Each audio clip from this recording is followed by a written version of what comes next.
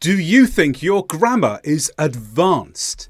Perhaps at a C1 or C2 English level? Take this test to find out. There are 10 gap fill tasks. For each gap fill, there are 3 possible answers for you to choose from. And if you get all 10 correct without guessing, your English grammar level is C2 or IELTS 8 and above. Probably. Number 1. What fills the gap? No one knows the date of the next election, but gap, it will happen in 2030. Can we fill the gap with A, people rumour that, B, it is rumoured that, or C, rumours that?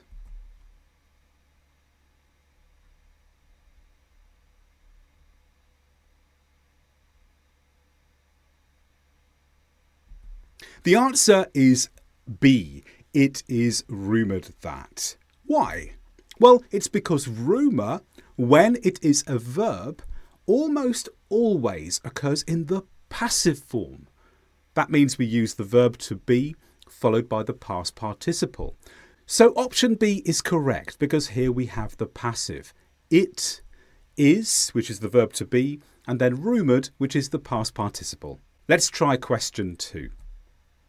It's gap time that you stop being lazy and get a job. Do we fill the gap with hi, really, or the?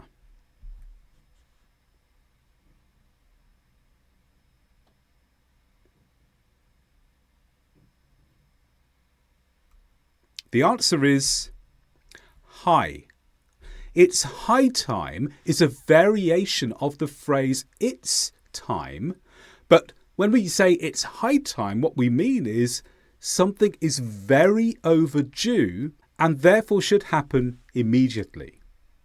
Okay, now for number 3. Here, gap, the train.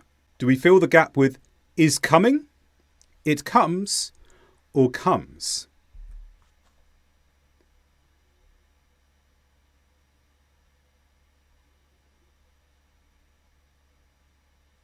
The answer is comes. Here comes the train. Now we may have expected the answer to be is coming because it's an activity in progress at the moment. But here comes is an exception to the present tense's rules. Although it describes an activity in progress now, we use the present simple. Now number 4. What fills the gap? I'm so sad that tomorrow's flower show has been cancelled. It, gap, a wonderful day. Do we fill the gap with should have been, should be, or will be?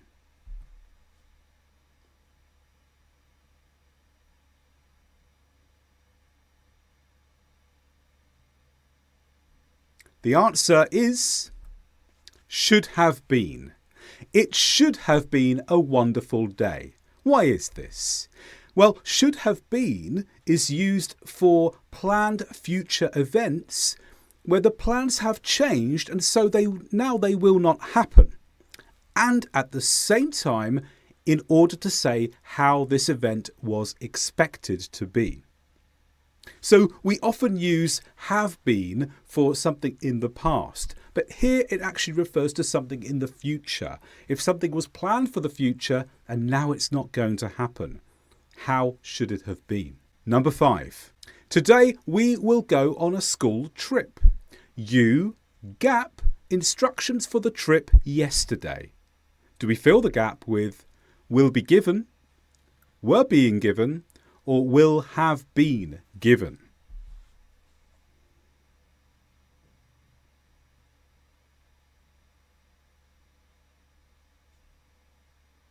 Will have been given. Will have been can refer to expectations of what someone already knows. So they found out in the past and we're confirming with them. This happened, didn't it? You will have been given instructions for the trip yesterday. Yesterday, I believe, someone gave you the instructions. Not me, but someone else. This is my expectation of what they already know. were being given needed more context. It would usually go with another past simple clause because it's the past continuous form here. And will be given would refer to the future, so it cannot be for yesterday. How are you doing so far? If you need more help with any of these grammar topics, you can try my Perfect English Grammar course. There's a link in the description below. Now let's go on to number 6. What fills the gap here? Gap. By the beauty of the town, she made plans to move there immediately. Is it A, she was impressed, B, impressed, or C, having impressed?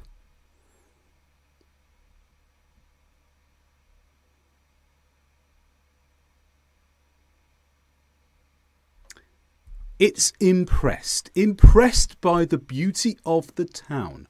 Why? We can use the past participle impressed to introduce a phrase which gives the reason for the activity in the main clause. So, impressed by the beauty of the town, that was the reason why she made plans to move there immediately. And starting with this past participle indicates that activity which leads to the main activity afterwards. Having impressed would mean the subject did the impressing herself. Having impressed by the beauty, we wouldn't follow having impressed with by as well as that. But if we said having impressed the beauty of the town, that means she makes the impression on someone else. So that's not the right one. And she was impressed doesn't work because there is no coordinating conjunction. It would have needed to be she was impressed by the beauty of the town and therefore she made plans to move there immediately. Or maybe so she made plans to move there immediately. Now for number 7. This is the second time I gap an English test. Do we fill the gap with have taken, take, or was taking?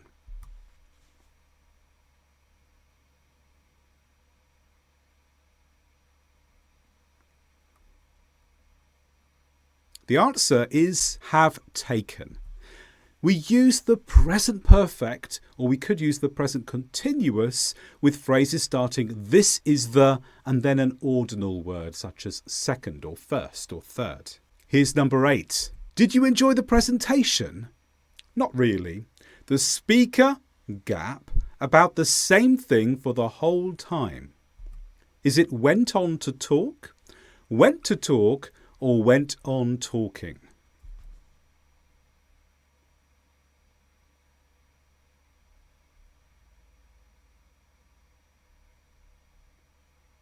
Here's the answer. Went on talking. Went on talking means the talking continued. It can also mean talking too much. So the speaker started talking about one thing and continued the whole time. And there's this sense that it was too much. Perhaps it got a bit boring. With went on to talk, that would mean that you start talking about one thing and then you change to talk about another thing. But here we're talking about the whole time. There's no indication that they changed their topic. So that doesn't work in terms of the meaning that we require. And went to talk means just before talking. So that doesn't fit here either. Now let's give you a longer text. More of a challenge here. Number 9. In recent decades, gap have been widely adopted in large-scale survey research. Consensual approaches to poverty measurement, consenting approach in measuring poverty, or the consent approaches that measures poverty. Now, because this is a longer phrase, I'm going to give you 30 seconds this time.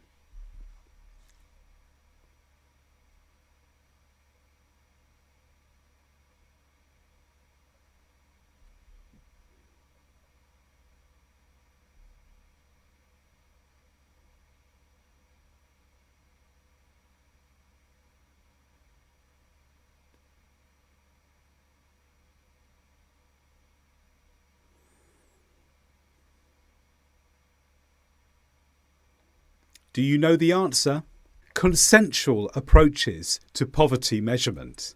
Why is this? Well, let me spend some time explaining. First of all, the verb have goes with plural third-person words. So that means the main noun must also be plural, approaches. Therefore, B is wrong because approach does not fit with have. In the next one, C, we have a problem because with a plural noun, the verb after that must also be plural. It should have been that measure, not that measures. So that's also wrong. Now, why is A correct? Well, let's look at how the phrase develops. Consensual approaches, well, consensual is an adjective and it's describing the word approaches, which is a noun. That's correct. Approaches to, followed by a noun, is a commonly used phrase where we have a verb plus to, and this means ways of dealing with the noun that comes afterwards. And let's look at the noun that comes afterwards. Poverty measurement.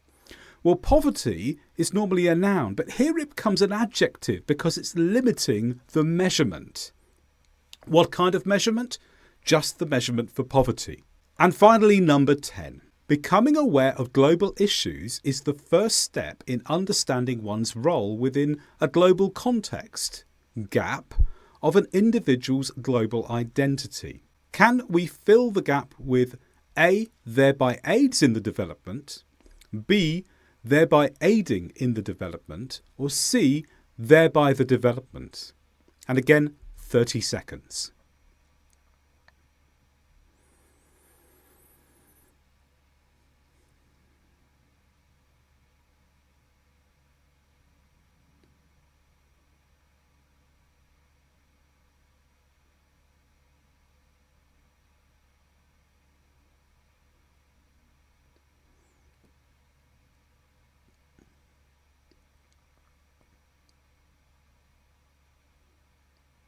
The answer is B, thereby aiding in the development. So why is it B? This is an extension clause with no subject. So the clause is extending the meaning that's given in the main clause before. But notice there's no subject before the verb. The verb is aiding, but without a subject, the verb therefore does not take tense. It needs to be in a participle form. So B works here. Option C turns the words into a noun phrase after thereby. In this position, a noun phrase would describe the noun before, global context. But this noun phrase does not do that.